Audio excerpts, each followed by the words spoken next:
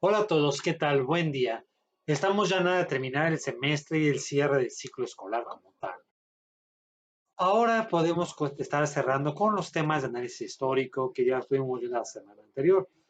Ya hablamos un poquito de lo que es la escuela de los anales, es decir, para entender la historia hay que ver los distintos teóricos cómo entienden la historia, desde qué, para qué sirve, cuál es la importancia de la misma en general para su estudio. Por ello es importante tener la idea de lo que nos van a hablar varios autores con respecto a cómo entender a la historia. Ya hablamos en todo caso de la Escuela de los Anales, la cual va a ser un parteaguas, es casi la escuela más reciente de la historia, del estudio de la misma, y es de las más ricas, más fuertes y más intensas. El día de hoy analizaremos otra que también tiene muchos adeptos en toda la historia y que por sobre todas las cosas, el personaje principal defensor de la misma es uno de los grandes pensadores de toda la humanidad. Tanto así que cuando analizamos temas históricos en los contenidos de secundaria para segundo año y en la preparatoria, se marcan tres pensadores en la humanidad que van a romper la forma de cómo ver el mundo en distintas formas. Uno de ellos es Charles Darwin, es decir, el origen de las especies, que marcó una revolución completamente en su momento, que va a chocar principalmente con el creacionismo religioso para hablar de una evolución de las especies. Fue algo que hasta la fecha todavía sigue generando mucho cisma dentro de la investigación histórica, biológica, científica. Otro de estos personajes grandes es Sigmund Freud, el padre del psicoanálisis, es decir, una forma distinta de analizar, de ver el mundo, de ver la conciencia del ser humano, de ver el individuo. Y de otra forma, en la psicología hay mucha gente que es freudiana a morir, otra gente que está en contra de él, pero este señor, tanto Darwin, van a marcar parteaguas brutales en la forma de ver y concebir el mundo brutalmente. Y el tercero es al que nos estaremos centrando en el día de hoy, Carlos Marx, o Karl Marx, como quieran encontrarlo en los teóricos. Este lo vamos a encontrar desde la filosofía, desde la historia, desde la economía, es decir, leer la obra de Marx, o sea, todo lo que maneja como el materialismo histórico, que es la idea que estamos analizando el día de hoy, es algo grande, algo complicado, complejo, para entenderlo ahí, porque su obra máxima, que es El Capital, son un par de tomos, bueno, varios tomos en general, muy intensos, muy ricos ahí, pero también muy complicados de leer, porque nos habla de muchas situaciones y que por ello hay que entender y leer a otros teóricos antes de él para esto, porque precisamente entender el marxismo como tal da pauta para una licenciatura completa, para un diplomado, un taller de mucho tiempo, un curso completo, por la complejidad del pensamiento, porque hay que ir empezando desde entender a Federico Engels, a Althusser, los aparatos ideológicos del Estado, es decir, ideas muchísimo más básicas para poder pasar al marxismo. Y bueno, dentro de la historia también Marx analizó un poco qué es la historia para él, qué sirve, y va a crearnos una doctrina como tal, la cual, como ya mencioné, se llama el materialismo histórico. Es una doctrina creada por Federico Engels y Carlos Marx. Y aquí habla mucho sobre los cambios en el espíritu de la sociedad expresados en las superestructuras debido a las relaciones económicas de producción y no al contrario. Es decir, aquí vamos a estar hablando de algo netamente económico y social en la idea del marxismo. Para entender la historia, Marx se va a manejar mucho en la estructura, la superestructura y demás allá. Y sobre todo los cambios que tiene la sociedad como un macro. Él habla de la sociedad a grandes rasgos en general. Aquí lo importante de esto entonces, para entender a Marx, hay que empezar a desmenuzar un poquito algunas pequeñas ideas de lo que es el marxismo entonces. Y bueno, entonces, siguiendo esta parte. El materialismo histórico básicamente percibe los cambios histórico-culturales, es decir, esta gran relación histórico-cultural, como el resultado de las condiciones materiales de la vida de la lucha de clases sociales. Es decir, aquí le podemos dar al punto, al meollo del asunto, al eje recto, la lucha de las clases sociales. Porque las condiciones histórico-culturales del ser humano van a ser resultado de esta lucha de las clases sociales, de los que están arriba contra los que están abajo, y esta lucha constante de que el que está abajo quiere subir y el que está arriba no quiere bajar, y estamos en esta ahí completamente. Y de esta manera se va a oponer a las ideas de Hegel y de más allá. Dado que Hegel, otro gran pensador en la filosofía y en la historia, decía que esto se ve determinado como por el espíritu del ser humano, por la parte interna propiamente. Y Marx separa esta parte del individuo y lo maneja sustancialmente como la lucha de las clases sociales. Algunos fundamentos de esto, de Marx, es sus bases, de dónde las va a estar tomando en general, están tomados principalmente un poquito de Jerzy Plejánov, algunos términos en general previos, pero quien lo hace famoso realmente es Federico Engels y Carlos Marx. Y bueno, para este materialismo como tal, vamos a encontrar algunas características. Las transformaciones sociales vienen marcadas por dos factores esenciales. Estas transformaciones macro gigantescas van por dos factores esenciales, los modos de producción y la lucha de clases. No tanto como por las ideas, no es tanto ideológico en general, sino por los modos de producción y la lucha de clases. Estaremos hablando un poquito después sobre cuáles son los principales modos de producción.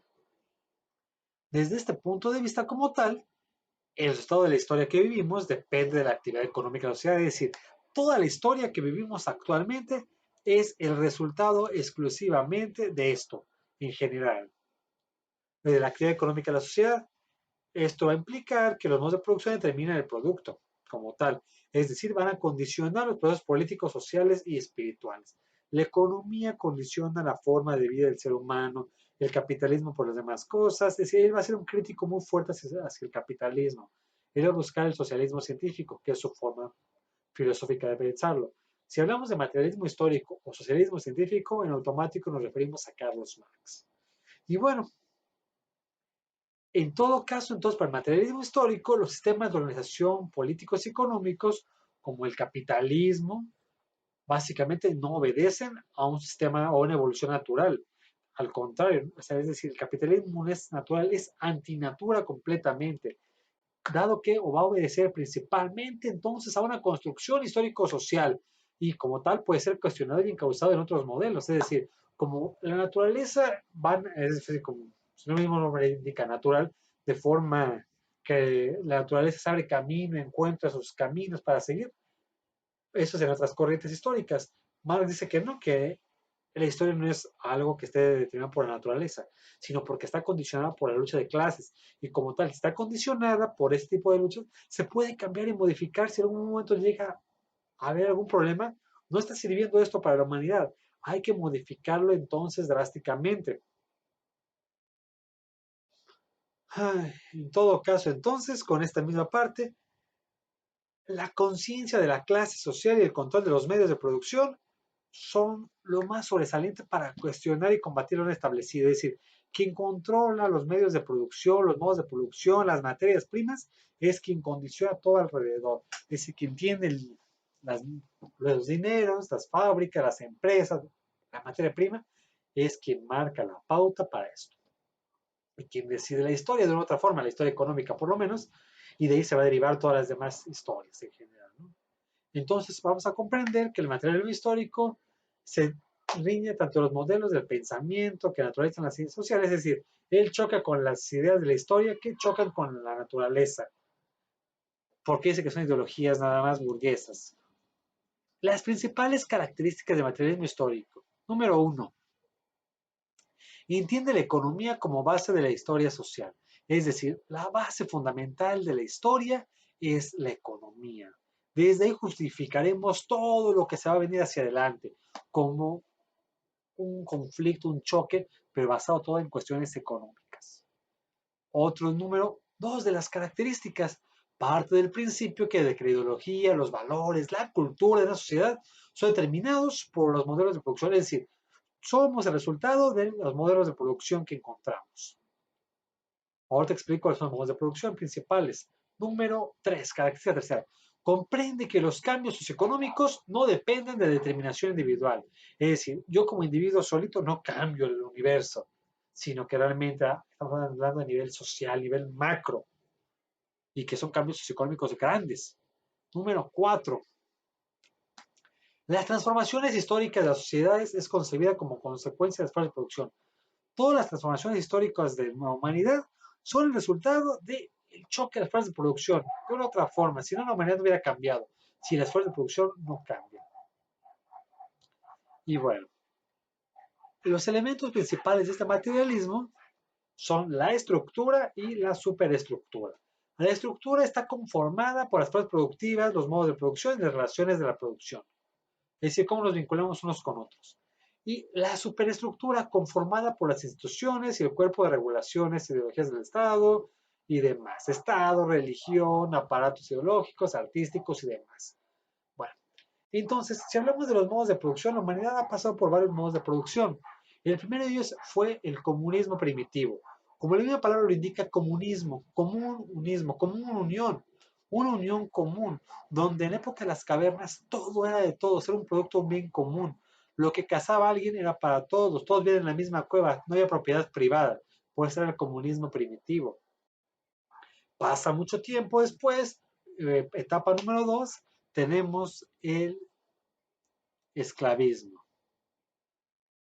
En el esclavismo ahora ya hay relaciones de poder, es donde está el amo y el esclavo, en el cual el amo es quien manda y el esclavo obedece. Pasamos del comunismo primitivo, en donde todo de todos, al esclavismo que yo me empiezo a quedar con muchas cosas, y si tú las quieres, tendrás que pertenecerme por deudas, por diversas cosas. Es decir, ya hay propiedad privada, y el ser humano se convierte en la propiedad privada. Yo tengo mis esclavos, y como hemos visto en la historia, muchas sociedades antiguas, su base económica fue la esclavitud, inclusive hasta la colonia, la raza negra, los pueblos conquistados unos a otros, y modo. Siguiente modo de producción, el feudalismo, la etapa feudal, otro modo de producción. La relación de poder ya no es amo-esclavo aquí, ahora la relación de poder es señor feudal y vasallo o siervo.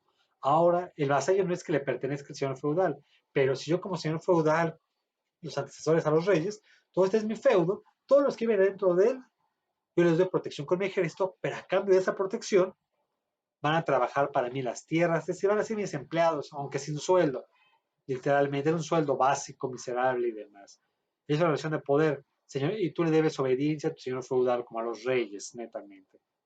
Pasa mucho tiempo después, llegamos a la revolución industrial, donde se da el capitalismo, la explotación del hombre por el hombre. Ahora el dinero, las fábricas, ya no es la relación ni de amo ni esclavo, ni de señor feudal, ni vasallo. Ahora es obrero y patrón. El patrón manda, el obrero obedece. Y ahora la relación es netamente económica y es la que vivimos actualmente en gran parte del mundo. Quien tiene los dineros, las empresas, las que trabajamos los demás, como obreros de distinto nivel.